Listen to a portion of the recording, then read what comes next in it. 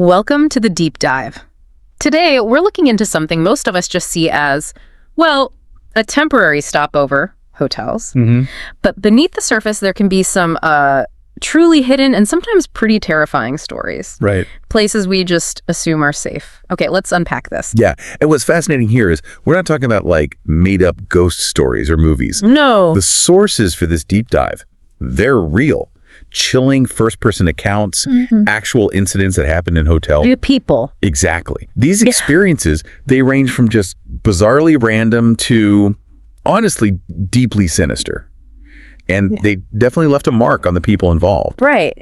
So our mission today is really to pull insights from these pretty harrowing accounts to try to understand the kind of unexpected dangers that might be lurking. Yeah, maybe make us all think a bit differently about our own sense of security, even in familiar places. Exactly. These stories, they give you this really unique, sometimes unsettling look at those moments where life just takes a sharp, unexpected turn. A terrifying turn sometimes. Definitely.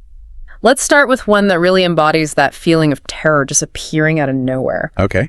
So, picture this. It's the early 90s. A 19-year-old guy just out of high school. It's his first full-time job, night auditor. Tough gig. Yeah, at this quiet, kind of run-down hotel, you know, the type you see in movies. 3 stories, but the 3rd floor, off limits, apparently due to some strange occurrences. That's lovely. Right. So it's winter, dead of night, slow Monday. He's at the desk, glances at the security monitors, and he sees him. A figure, all in black, sort of lurking outside, slightly out of view of the front windows.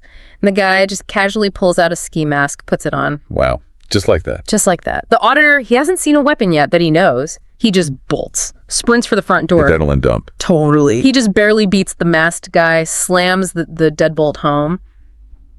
And then, through the glass, he watches the man slowly raise his hand. There it is. A gun. The man brings it up, barrel right at eye level through the glass, and the auditor sees him pull back the hammer. Click. Oh my God. Frozen, I bet. Everything just stopped. That kind of sudden life or death moment, it changes you profoundly. Right. And what's really striking in his account is that physical reaction. He froze stiff, couldn't move, closed his eyes, was sure that was it, peed himself, totally understandable. Completely. But then the attacker just vanished, gone. Just gone. And that single incident, that absolutely terrifying moment became his wake-up call. Yeah, he said it propelled him. Exactly. He quit that job, went to college, got an MBA, built a whole successful career as a consultant. It's amazing. It really is. It does make you wonder, though, what unexpected moments, maybe not that extreme, but moments of vulnerability have shifted your path? That's a heavy question. It's incredible how fear can sometimes push you forward. But then there's the other side, right? Random violence that isn't a catalyst, it just almost ends things. Like being in the wrong place, truly wrong time. Exactly. This next story is from a woman driving alone, a long drive from El Paso to Houston to help a friend. Long haul. Super long. She was exhausted, decided to stop at what looked like a perfectly safe hotel in San Antonio. Yeah. Checked in, crashed immediately. Sensible. Woke up later feeling way better, ready to hit the road again. She's getting dressed and she hears arguing outside her room. 2 men. Never a good sign. No. It gets louder, turns into full-on yelling. Then, just as she walks into the bathroom, gunshots, bang, bang, bang, right outside her door. Oh no. She said it sounded like the Battle of the OK Corral. Just chaos. Instinct must have kicked in. Totally. She just dropped, laid down flat in the bathtub, figured maybe the metal tub could offer some protection, stop a bullet. Worth a shot, I guess. Yeah. Literally. Yeah. The shooting itself was quick, maybe 30 seconds, but she stayed put, terrified, until she heard police sirens way off in the distance. Finally, she risks a look out the people and sees 2 bullet holes punched right through her door, about 2 feet apart. Whoa. Close call. Incredibly close. The police show up, confirm one of the guys arguing right outside her room got hit. There was a blood trail. Wow. That just highlights a really chilling point, doesn't it? We worry about targeted stuff, but just being in a public space like a hotel, Yeah. random violence from outside can just burst through that illusion of safety. Right into your room. Exactly. Even within those 4 walls. It shows how fast your sense of security can just evaporate. Not because of anything you did, just proximity. Just being there. It's a stark reminder. So that's external randomness crashing in. But sometimes the danger comes from I don't know, a different kind of randomness, the unpredictability of just people interacting. Human dynamics, yeah. Could get dark fast. We have this account from a researcher. She studied the Civil War, visiting Atlanta, checks into a budget hotel. Okay. At the front desk, she happens to glance over at this couple who are clearly having a pretty intense argument. Awkward. And the man sees her look. He just snaps at her aggressively, like, what are you looking at? Mind your own business or I'll black your eye. Whoa. Charming. And the clerk. Didn't bat an eye. Just ignored it. And guess what? The couple ends up just 2 doors down from her room. Of course. She tries to just shut her door, ignore the sound of him pacing and yelling outside with the beer, but yeah, the quiet didn't last. It's unsettling how quickly that kind of thing can escalate, right? Just a glance in a tight space like a hotel hallway. Absolutely. So later that night, her room's AC is blasting, but she gets woken up anyway by this huge racket from their room. She described it as akin to cannon blasts. Grief. What was happening? Sounds like boxes being thrown, him stumbling around, slurring, yelling, loud bangs hitting the walls. Just chaos. Scary stuff next door. Yeah.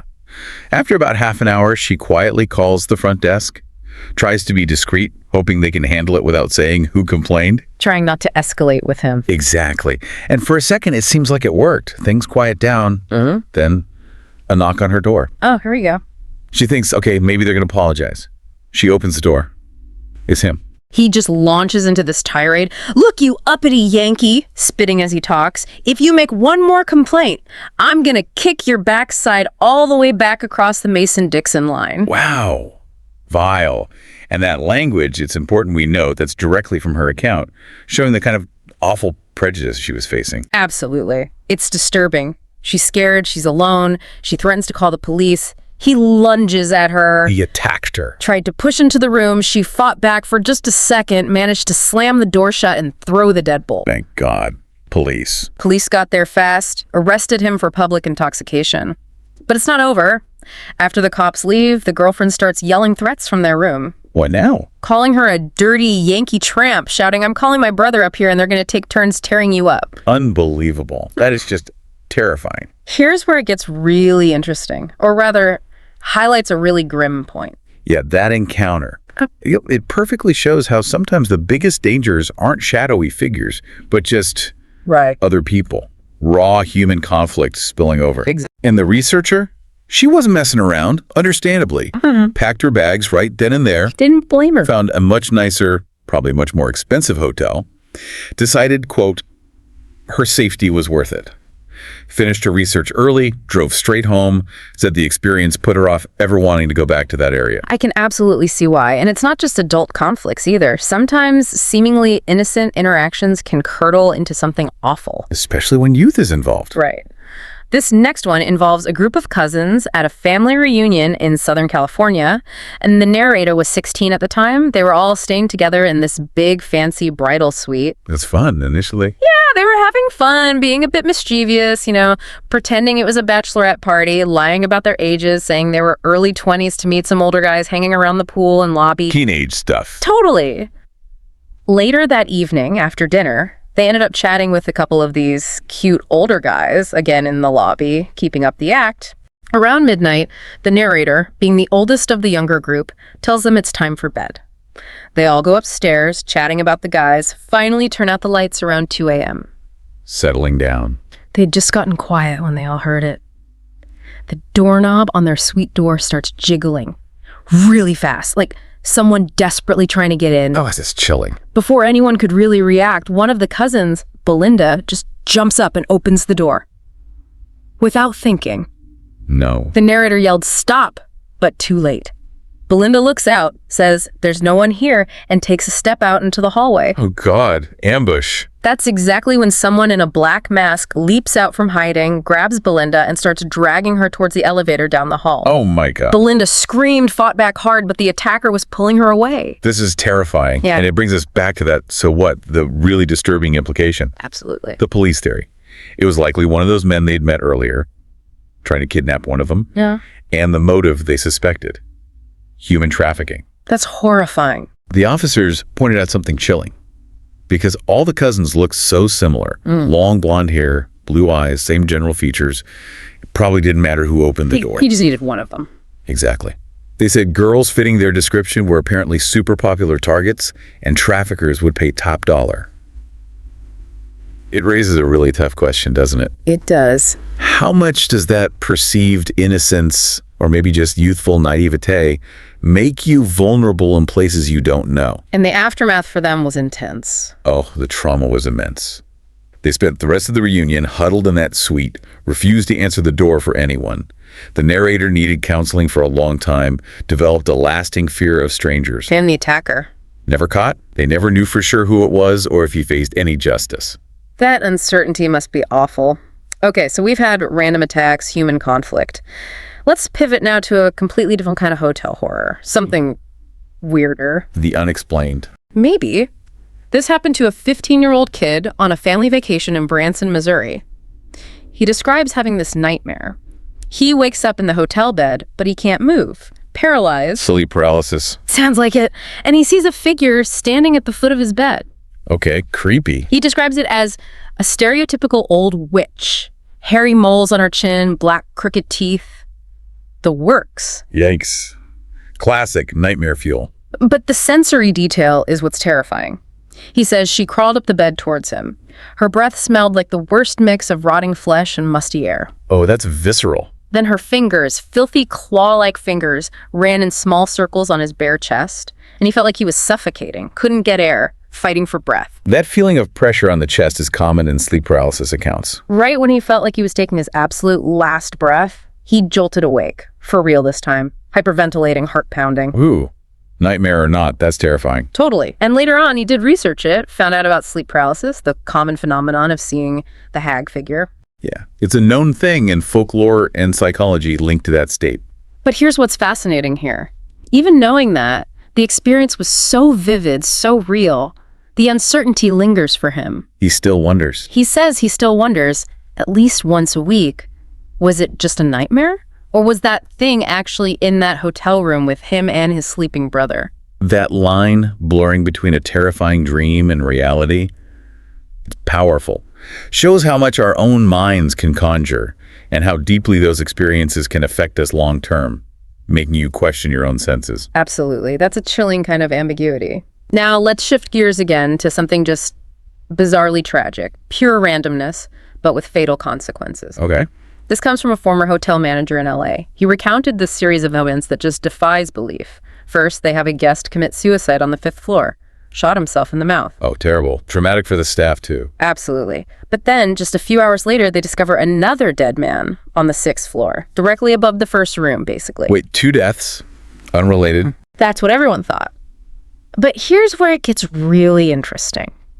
The detective investigating figured it out. It was almost unbelievable. What? How? The bullet from the 5th floor suicide, it didn't stop. It went through the ceiling, traveled diagonally upwards through the structure into the 6th floor room. No way. And struck the second man, the guest on the 6th floor, directly in the heart. Killed him instantly. That can't be real. 1,000,000 to 1 shot. Apparently so.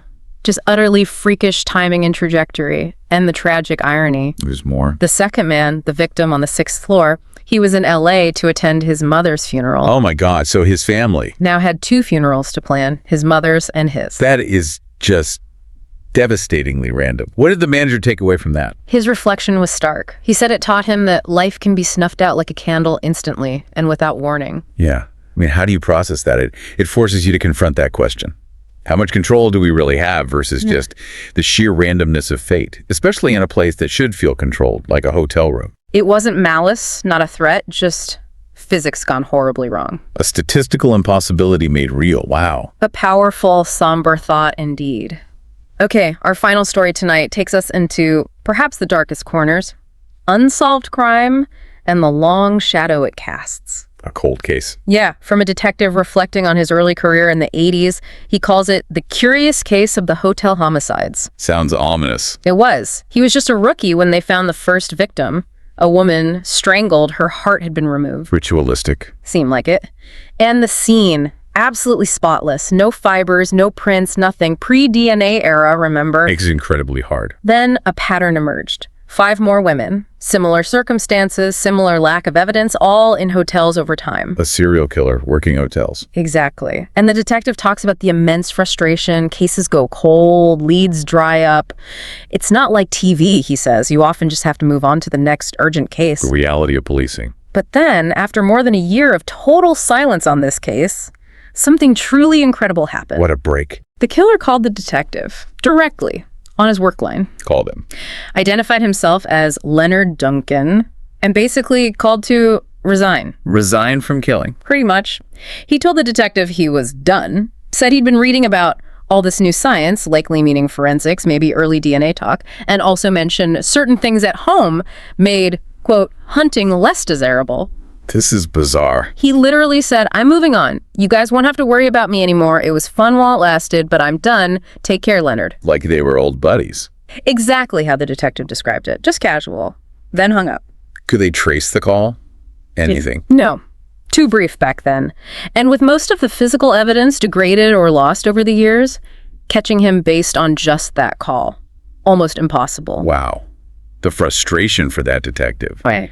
And the ethical weight of it. Immense. He still grapples with it decades later, wonders if he made some kind of unwilling deal with the devil by essentially taking the killer's word for it, because what else could he do? Yeah.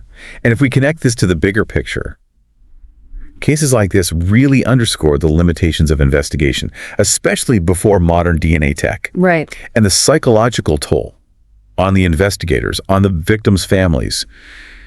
When justice just remains out of reach, maybe forever, it's a heavy, unresolved ending. Definitely a heavy one to end on. So we've covered a lot today, a really wide and, often terrifying range of experiences people have had in hotels, from those sudden, random, close calls to ugly human conflicts boiling over. Right, through to the truly bizarre, almost unbelievable events, and then these deeply disturbing unsolved crimes. It all paints quite a picture. It really does.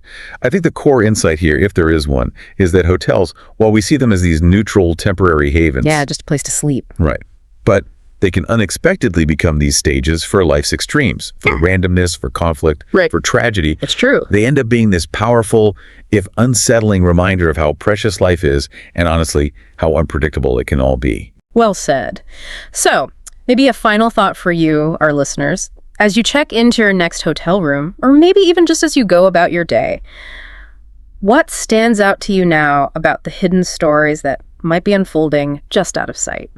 Yeah, how do these kinds of tales maybe shift your perspective, even just a little, on safety and on those totally unexpected turns life can throw at us? Something to think about. We really hope you found this deep dive thought-provoking. Thank you so much for joining us. We appreciate you listening. And hey, if you found this interesting, please do us a favor, like this recording, share it with someone who might appreciate it, and subscribe to our channel, Horror Docx, for more deep dives into unsettling topics. Thanks, everyone. See you next time.